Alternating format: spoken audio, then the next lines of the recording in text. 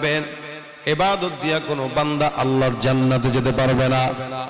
অসংখ্য বান্দারা এমন আছে যেই বান্দারা 500 বছরের ইবাদত নিয়ে আল্লাহর কাছে যায় জান্নাত পায় নাই। জান্নাতে যাইলো যখন কিয়ামতের ময়দান হয়ে গেল, রব্বুল আলামিন ডাক দিয়া বলেন কি আনছো? বলে আল্লাহ 500 বছরের ইবাদত নিয়ে আসলাম। আল্লাহ পাক রব্বুল আলামিন বলেন 500 বছরের ইবাদত দিয়ে তুমি জান্নাত চাও? বান্দা ডাক দিয়া বলে মালিক অবশ্যই জান্নাত পাইতে পারি, কারণ 500 বছরের ইবাদত আছে। আল্লাহ বলে হে ফেরেশতার দল, এই বান্দাটারে জাহান্নামের একদম সর্বস্তর যেখানে দূরত্ব আছে ওই জায়গা থেকে একটু ঘোরায় নিয়ে আসো। জাহান্নামের শেষ সীমানা থেকে বান্দাকে ঘোরায় নিয়ে এসো। আল্লাহ পাক রব্বুল আলামিনের আদেশ পাওয়ার পর বান্দাকে জাহান্নামের শেষ প্রান্ত থেকে ঘোরায় আনা হবে। একদিক দিয়া বান্দা ঘুরতে থাকবে জাহান্নামের তাপ। ওই বান্দা জাহান্নামের তাপ সহ্য করতে না পেরে বারবার পানি পানি বলে চিৎকার দেওয়া শুরু করবে। আল্লাহ পাক রব্বুল আলামিনের আরেক ফেরেশতাকে আল্লাহ লাগায় দিবেন, যাও এক গ্লাস পানি নিয়ে তুমি ওই বান্দার সামনে যা বলো আমার কাছে পানি আছে, কারো যদি প্রয়োজন হয় আমার কাছ থেকে কিনতে পারবা। কার পানি লাগবে? এক ফেরেশতা পানি পানি বলে বলে বারবার সামনে দিয়ে আগায়। ওই বান্দাটা জাহান্নামের শেষ সীমান্তে হাঁটার পরে বান্দার ছাতি ফেটে যায়, যেন মরে যাবে এমন অবস্থা। এই বান্দা এখন ডাক দিয়া বলে ও ভাই পানিওয়ালা, তাড়াতাড়ি আসো, আমার কলিজা ছিঁড়ে যাইতেছে, একটা গ্লাস পানি দরকার। পানিওয়ালাকে ডাক দেয়। পানিওয়ালা ডাক দেয়া বলে আল্লাহর কসম পানি বিক্রি হবে, তবে ইবাদত লাগবে, টাকা লাগবে, সম্পদ লাগবে। কিয়ামতের ময়দানে সম্পদ বলতে ইবাদত। ইবাদত ছাড়া বান্দা কোনোদিন অন্য কোনো কিছু নিয়ে আগাইতে পারবে না। দুনিয়ার জমিনে ঘুষ দিয়া কাজ হয়, কিয়ামতের ময়দানে আল্লাহর দরবারে ফেরেশতাদেরকে ঘুষ দেওয়ার কোনো সুরত থাকবে না। কি জোরে বন্ধ ভাইরা আমার, সেদিন ফেরেশতা ডাক দিয়া বলবেন পানি লাগবে কার? বান্দা ডাক দিয়া বলবে পানি আমাকে দাও, লাগবে। কি দিতে হয়? বলে এক গ্লাস পানির দাম 500 বছরের ইবাদত। বান্দার তো মাথায় হাত উঠে গেল, হায় হায় কি বলে! এক গ্লাস পানি ছাতি ফেটে যাচ্ছে, পানি পান করার জন্য যদি 500 বছরের ইবাদত দেওয়া লাগে, জান্নাত আল্লাহর দরবার থেকে কেমনে গ্রহণ করব? এই বান্দাটা বড়ই পেরেশান, বারবার চিন্তা করে খাবে কি খাবে না, কিন্তু ভিতরে সমস্ত কিছু শুকায় যেন কাঠ হয়ে যায়। হে মুসলমান, আল্লাহ পাক রব্বুল আলামিন এমন ভাবে পানি জিনিসটাকে আল্লাহ বান্দার জন্য দান করলেন, যে জিনিসটা যদি একদিন বান্দা না পায় বান্দা মরণের সন্নিকটে চলে যাবে। এমন ইবাদত, এমন নিয়ামত আল্লাহ পাক রব্বুল আলামিন দান করলেন। বান্দা এখন চিন্তা করে 500 বছরের ইবাদত দিয়ে এক গ্লাস পানি যদি খাওয়া লাগে, তাও খাওয়া দরকার, কারণ অবস্থা বেশি ভালো না। দাও দাও এক গ্লাস পানি আমাকে দিয়া দাও, বিনিময়ে 500 বছরের ইবাদত তোমাকে দান করে দিলাম। বলেন তো এই বান্দার কাছে এখন আর কি ইবাদত আছে নাকি নাই? 500 বছরের ইবাদত করেছিল, এখন ইবাদত নাই। কি করব? বান্দা এখন মালিকের কাছে জাহান্নাম দেখার পর আল্লাহ পাক রব্বুল আলামিনের কাছে যায় ডাক দিয়া বলল, মালিক গো, জাহান্নামের শেষ প্রান্ত থেকে তুমি আমাকে ঘুরতে আসার জন্য বললা, আমি সেখানে গেলাম, সেখান থেকে আমি আবার আসলাম। আল্লাহ বলে যাও তুমি জান্নাতে চলে যাও, কেন দাঁড়ায় আছো? বান্দা ডাক দিয়ে বলে মালিক জান্নাতে যাব, চাবি তো নাই।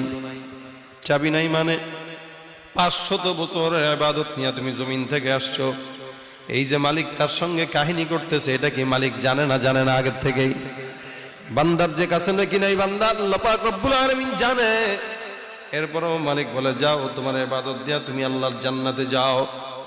বান্দা ডাক দিয়া বলে মালিক, জাহান্নামের শেষ প্রান্ত যখন ঘুরতেছিলাম তখন পিপাসা লেগে গেছে, গরমে আমার পিপাসায় পানি, এমন প্রয়োজন হলো এক বান্দা আমার কাছে পানি নিয়ে আসলো। এই পানিটা খাওয়ার জন্য 500 বছরের ইবাদত বান্দাকে আমি দান করে দিলাম। মালিক আমার কাছে এখন আর একটা ইবাদত নাই। আল্লাহ বলে বান্দা তুমি এখন জান্নাত কেমনে পাইবা?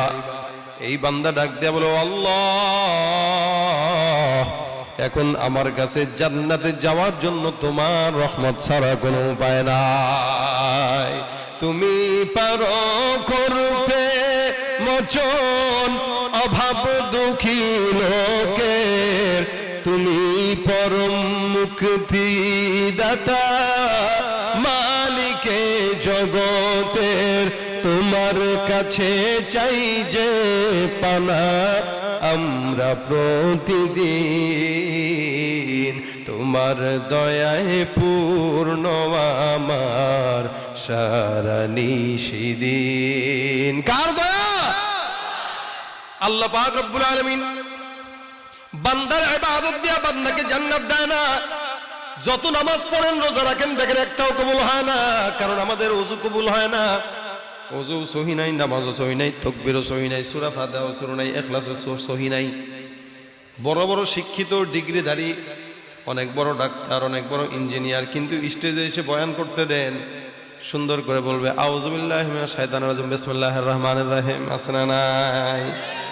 বড় নেতা, কিন্তু আবার এদিক দিয়ে বেটাগিরি দেয়, হুজুররা যা কয় এগুলো মিথ্যা। কোরআন হাদিস আমরাও বুঝি, সিয়াসিত্তাও বুঝি, বুঝার পরে আবার ডান্স দেয়। মক্কায় যায় ডান্স দেয়, জেদ্দায় যায় নাচানাচি করে, আবার এদিক দিয়ে সিয়াসিত্তাও পড়ে। তার মানে ও মনে হয় সিয়াসিত্তার হাদিসে ও যেটা পড়ছে এটার ভিতরে ডান্স জায়েজ। কথা বুঝেন নাই? এদিক দিয়ে বলে সব পড়ে, ওদিক দিয়ে আবার আকামও করে। যে সব পড়ে সে স্পষ্ট প্রকাশ্যে গুনাহের কাজ করতে পারে না। এ হলো আমাদের জানার পরিধি। সব জানি, কিন্তু কোরআন সুন্নাহ জানি না আমরা। যে কোরআন জানে না, রাসূল বলেন ওর মতো অসহায়, ওর মতো ফকির, ওর মতো দরিদ্র দুনিয়াতে আর কেউ নাই। আস্তে কয়, একটা বাচ্চাকে ডাকবেন না, এখানে মাদ্রাসার একটা বাচ্চাকে দাঁড়া করান, হাদিস জিজ্ঞাসা করেন, পটপট করে হাদিস একটার পর একটা বলবে। নামাজের ফরজ কয়টা, ওযুর ফরজ কয়টা, সুন্নাত কয়টা, নামাজের ভিতরে মাসালা কয়টা জিজ্ঞাসা করেন। 9 বছরের বাচ্চা পারবে, আর আপনার বয়স 90 হয়েছে, আপনি পারেন না, লজ্জা লাগার কথা। এরপরও মাদ্রাসার বিরুদ্ধে চারণ করবেন আপনারা চান না মাদ্রাসা হোক, এরপরও এটাই হয়। আমাদের নামাজ কবুল হয় না, আমাদের রোজা কবুল হয় না, আমাদের ইবাদত কবুল হয় না, আমাদের যা কিছু বলেন একটাও কিন্তু মালিকের দরবারে কবুল হয় না, এটা নিশ্চিত। কেন নিশ্চিত? নামাজ আদায় করি, নামাজের ভিতরে দোকানের টেনশন আছে না নাই? নামাজ আদায় করে নামাজের ভিতরে ঘরের বউ পেরেশানি, নামাজের ভিতরে সন্তানের পেরেশানি, নামাজের ভিতরে নিজের ব্যবসার পেরেশানি। এদিক দিয়ে নামাজ আদায় করে আবার কোনো মতে আল্লাহু আকবার বলতেও পায় না, সুবহান রাব্বিল আযীম 3 বারের বেলা একবার বলে উঠে যায়। মনে হয় এই ইবাদত যদি বান্দা দিয়া জান্নাত পায় তাহলে কেমনে হয়? যার কারণে আল্লাহ পাক রব্বুল আলামিন বলেন ইবাদত দিয়া আমি তোমাদেরকে জান্নাত দিব না। জান্নাত যদি পাওয়া লাগে একমাত্র আমি আল্লাহর রহমত ছাড়া জান্নাত মিলবে না, ঠিক কিনা?